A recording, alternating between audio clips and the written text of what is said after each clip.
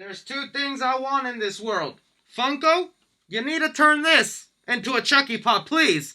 And second, we's gotta end Lexy, alright? That's it. Episode 2, I draw the line, Lexy. You done. Hey, Chucky fans, thanks so much for clicking on this video. My name is Chucky Boy. We are now on episode 2 of the Chucky TV series, which means we only have 6 episodes left of this beauty. And with a new episode of the Chucky TV series that is posted for free on YouTube, like, good on them for still releasing these episodes for free. I didn't know if they were gonna keep doing it after the first episode, but here with episode 2 of Chucky titled Give Me Something Good to Eat, what I'm gonna be doing here for you guys is giving you my breakdown, pointing out Easter eggs you might have missed, recapping the episode, as well as giving you my spoiler review and thoughts to what is going on and what might happen the rest of the season. But you guys should know by now, just like Chucky, this is a cult thing right here, and I'm gonna need you Chucky heads to give me your opinions down below, what you thought of the second episode. Are you still on board? Are you hooked? Or are you someone who's kind of getting disinterested in the show, not liking where it's going? I love to hear from all the opinions out there. And just a couple of things I want to say before we get into the breakdown is one, thank you if you're someone who came back after watching episode 1. That means the world to me that you would love to hear me talk about one of my favorite slashers out there. And the second thing I want to mention, if the comments down below happen to be turned off, guys, that's not me doing it. It kept happening to the video I made about the first episode breakdown, and I asked YouTube, why do you guys keep turning off the comments on my video? I'd never do that even if I'm getting roasted down there. But YouTube got back to me and let me know that since the show is mainly kids who are underage and I'm showing a lot of pictures and footage of them, all normal stuff, nothing weird, YouTube's algorithm flags that and will just turn off the content thinking it's kid content, even though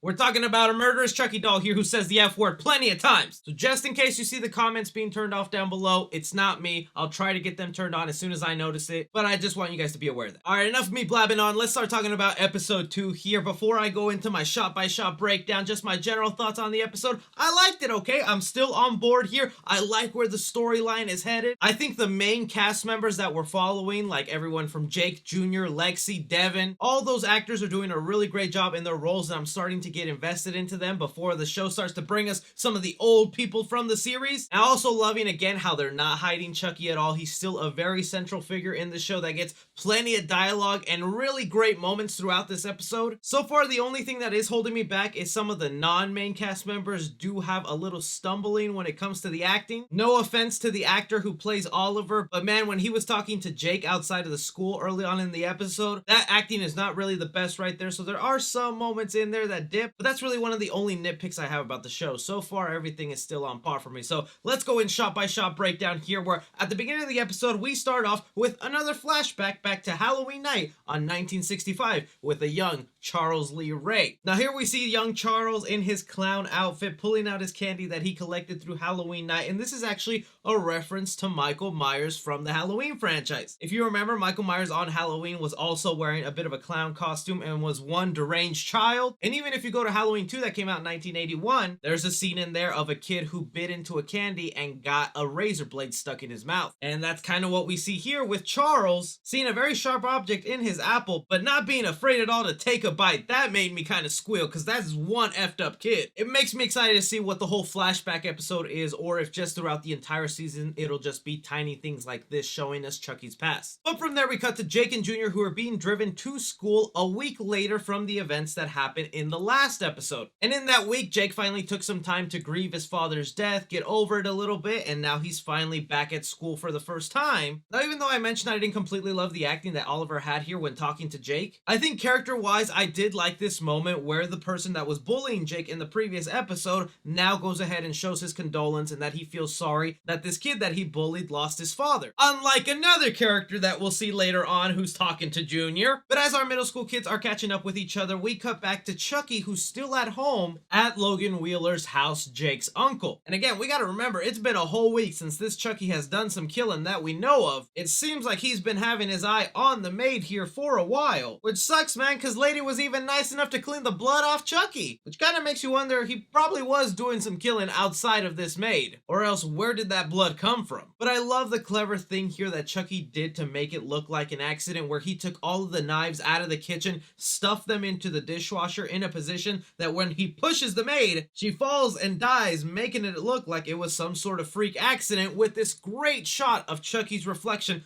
on the knife, letting the audience know for sure it definitely was Chucky that did this. Cutting to the title card of this episode that instead of being a bunch of doll parts is now knives and pumpkins, because this is the Halloween episode, and I love what they're doing with the title card. That was awesome. From there, we cut to Junior and Jake coming home from school, where they're still trying to get accustomed to each other living under the same roof. And real quick, I want to say I love how we get to see Chucky moving about in the background here. Like when they got home, you can see him going back up the stairs. That is until, of course, they notice the maid right in front of them, calling the police, only rising the suspicions further of Devin's mom, aka Detective Evans. And yeah, it was obviously going to look very fishy that 2 people have died in Hackensack, and all of them were in close proximity of Jake. But boy, that partner of Detective Evans did not need to be running his mouth the way he was, blatantly accusing Jake and even Junior to the parents of Junior. Like, man, you're just gonna have them on high edge, spewing out the possibility that the 2 kids under their roof could be killers. I think us, the audience, understood that that's what Devin's mom already had in mind, but because it did look like an accident, them even mentioning that there was another woman in Vancouver that also had the same accident. But I think what was even stranger is when finally Jake is alone and has time to confront Chucky about this incident. One, Chucky not only straight up lies about it, and Jake is just kind of forced to feel a little unknown about the situation, whether it was Chucky or not. But this is where I, as a Chucky fan, was like starting to question the motives of what is Chucky doing here? Why is he sticking around with Jake? Why is he mentoring him? In the episode, Chucky does try to hint that there is something bigger he's after when he lies about killing the maid and say, no, I'm after something bigger. It only puts 2 theories to mind as a longtime viewer of the Chucky franchise. Is one, Chucky is just bored and having some fun, and this is the way he just entertains himself, because we know Chucky is one of the killers that just likes to kill for the fun of it. He thinks killing is an art and gets such satisfaction out of it. And I think after multiple decades of doing it, maybe he's just bored and likes playing a little bit of mind games with someone like Jake, seeing if he can turn him into the same monster that he is. If it's not that, then clearly Chucky knows whatever big fish he's after is somehow connected to Jake, and these are all just little chess pieces that he's setting up for what will ultimately be his final showdown with whoever he's after. We'll have to wait and see on that, but something way more interesting then happened in this conversation between Chucky and Jake.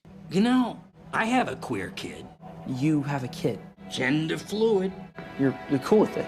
I'm not a monster, Jake. Where for the first time in a long time, Chucky brings up the fact he has a kid. Okay, one, it's pretty cool to know that Chucky is okay with his son Glenn or Glenda's lifestyle. As a pretty good joke where he mentions, I'm not a monster, like some of y'all in my comment section. But this is kind of like a big freaking deal, and I feel is the little hint we need that Glenn and Glenda might be showing up again very soon, either in this TV show or somewhere down the line. For those of you who don't know, Glenn and Glenda was a character or characters introduced in Seed of Chucky. And one of the reasons I'm flipping back and forth from the name is because that was one of the base story points in Seed of Chucky, where Glenn/Glenda was battling between his identity, whether he was a boy or a girl, being gender fluid. But then by the end of Seed of Chucky, Tiffany gave birth to a set of twins, kind of splitting up the soul of Glenn and Glenda, or just having 2 different babies, and then Glenn and Glenda just decided which one he wanted to be in. That part's a little confusing to me as a fan. I'd love Down Mancini to elaborate on that. But because Seed of Chucky was one of the most hated movies in the Chucky franchise and is what kind of killed it for a while before they revived it in straight-to-DVD sequels with Curse of Chucky, Don Mancini and Tiffany have said in interviews that Universal has told them many times they don't want to hear any mention about Glenn or Glenda or references to them at all because of what they did to the franchise. In fact, there was one line where she said something, how about she sort of missed Glenn and Glenda. And I kind of liked that moment because it humanized her. And Universal was like, cut that out. They didn't want any mention of Glenn and Glenda in this movie, so they cut it out. And me as a fan of Chucky, even though I'm not a lover of Seed of Chucky, I do really like the character of Glenn and Glenda. I think it's so fascinating that Chucky gave birth to a kid that wants nothing to do with killing, but is willing to go after his father to stop him, but at the same time also has a daughter that is just like Chucky and is willing to be crazy and evil. That's the character I kind of want to see the most. So him acknowledging them is kind of a big deal here, because it lets us know Universal approved it and let Don Mancini say it. So if they let him do that, Would they let Glenn and Glenda come back in the show? I hope so. But after that scene and conversation with Chucky and Jake are over, we then cut to later in the day where Junior is snooping in Jake's room and finds a bunch of search history of someone looking up a bunch of stuff on Lexy. When Junior confronts Jake, he tells him that it was not him, leaving the only option to be Chucky, kind of making it clear who the next victim is that Chucky wants to go after. However, when Junior is leaving, he does catch Jake and Chucky talking to each other for a little bit, with us hearing a good old thump sound making it clear that Chucky slapped Jake once again like he did in the first episode. Lay your hands off Jake, man. But then speaking of Lexy, we cut to her in the mayor's house chilling with her family as her little sister Caroline is drawing an immaculate picture of the good guy doll Chucky. Here's where we get a better idea of the relationship at home, where her parents seem like good people. Yeah, they may be stuck up and rich, but it feels like they do have the best interest in their children, and Lexy just happens to be a spoiled brat, who, may I say, is also a complete hypocrite here, because as her family is mentioning how great Chucky looks in her little sister's photo, Lexy talks about, how can you like that doll? He bullied me. Bullying is wrong. And it's like, girl, all you do is bully. Moving on to the next couple of characters that we see here, Devin speaking with his mom, with her kind of wanting to explore the relationship that she has with Jake, and Devin being very coy about it, like, we don't even hang out in the same groups, Mom. I feel like the mom does know, and after what Lexy said at the talent show about Jake and Devin, she's probably putting two and two together. Either way, it seems like once Devin's mom finds out that they are even remotely close, she's gonna want them to not be close at all. We then cut back to the Wheeler household, where the kids are getting ready for Oliver's party, Junior dressing up as an Olympic medalist, and Jake just sporting that bruiser that Chucky left him, with everyone thinking it's just part of his Halloween costume. And now in the sequence, as Junior is actually leaving, you might have seen that the Uber driver that Junior had is actually Don Mancini, the creator of Chucky, as well as the creator of this TV series. It's kind of cool. I can't remember any other time that Don Mancini has actually cameoed in any of the Chucky franchises physically, so it was nice just to see him pop up in there. But after Don Mancini drives away good old Junior Wheeler, we cut back to Jake, who is now freaking out because Chucky is missing and he knows he's most likely headed to that party. And I was just a sucker for Chucky with that little Hello Kitty mask. I also want to say really quick shout out to Ruben Voorhees 1, who actually made and sent me this Hello Kitty mask. I'm not sure if he's going to be making or selling more, so don't go hounding the guy, but I just wanted to thank you, man, because I love it. I also want to go ahead and give some props and recognition to the person who was playing the body double of Chucky here, Jacob Breeden. Hopefully I pronounced that right, but he's the one that sometimes does motions for Chucky that's a little too hard to do with puppeteering. You're doing a great job, Jacob. We see the reason that Chucky went out for some trick-or-treating is not because he wanted some candy, but he needed some information to figure out where this damn party's at, leading him to this poor neighbor's house who was more than happy to give him the info, and Chucky returning the favor with a razor apple. Jake finally arrives at Oliver's party looking desperately for Lexy, knowing that she's in danger of being stabbed by Chucky, only for him to get trapped into a game of 7 minutes in hell. Now, I don't know how much I should read into this, whether this was Oliver's plan all along whenever he invited Jake to the party, or this is just a new middle school age version of 7 Minutes in Heaven. But while Devin and Jake are trapped in here, it seems like Jake does actually contemplate letting Devin know that Chucky is alive and out there, and part of me feels like with the little podcast that Devin has, he might believe him, especially with all the urban legends of Chucky out there. But then again, how dangerous can Chucky be as we cut to him playing some video games with Lexy's younger sister? I loved how earlier in the episode she was so nervous of meeting Chucky that she was afraid Chucky wouldn't like her. And I think there's also just something so damn adorable about little Chucky sitting crisscross applesauce with a little controller in his hand. Not to mention all the great little one-liners Chucky throws out here with some F-bombs. Mommy says it isn't nice to swear. Mommy's working her way up my list pretty fucking quick. But in the middle of all this party chaos happening, we cut to upstairs where Junior and Lexy are having a little bit of preteen fun. And this is where I want to bring up a lot of the theories that you guys were telling me in the comment section of my previous breakdown. I totally did not pick up on this the first time around, but so many of you told me that I started looking for it in this episode. It feels like some of you might be right. If you don't know, some of the theories I've been getting about the character of Junior is some fans think that he is closeted. That maybe one of the reasons that he bullies Jake so hard about being gay is because Junior is himself, and we see the kind of lifestyle he's in with his parents where they have such high expectations for him, wanting him to be another Olympic athlete, super good in school with sports, good at academics, have the prettiest girl at school be your girlfriend. That maybe Junior just feels like he can't tell his parents that because they would see it as a flaw and it would ruin their perfect image of him. And even here in this awkward bedroom scene, as we see Chucky underneath the bed trying to stab at them, other great shots and moments of Chucky in this episode. I was actually feeling a little tensed up when they were moving around in the bed and almost slid into the knife. But you get those bits of dialogue where Lexy's all like, you're doing this wrong, you don't seem into it. And even Junior responding with, we could just hug. So yeah, some of your guys' theories might be right, but we gotta look at it the other way too. It could just be, these are still technically middle schoolers and maybe he's just not interested in his girlfriend after seeing how much of a bully she is. Maybe he just doesn't actually like her and that's why he can't get into it. And also, he's a kid in middle school. Whatever Lexy wanted him to do, I don't think he would be aware of what that is. So I don't know if I 100% buy the theory yet, but you guys might be onto something. But whether you agree on that theory or not, we all gotta agree on one thing. After what Lexy did with her surprise costume reveal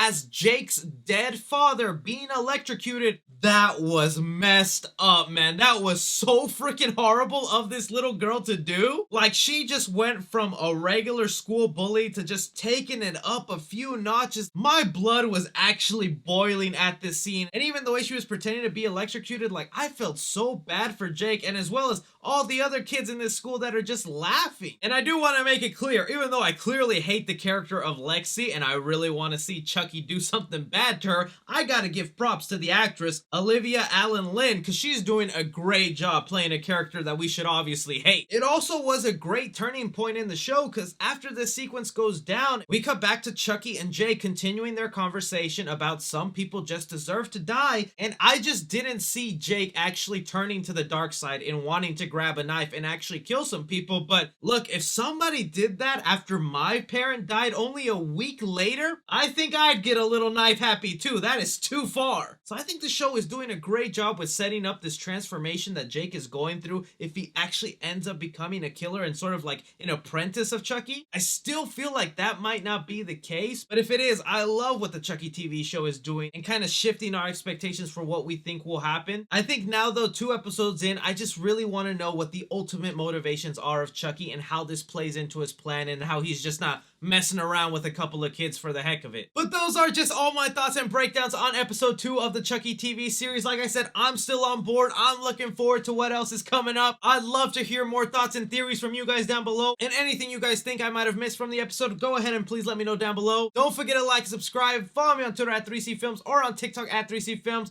But as always, I'm Chucky Boy. Take care.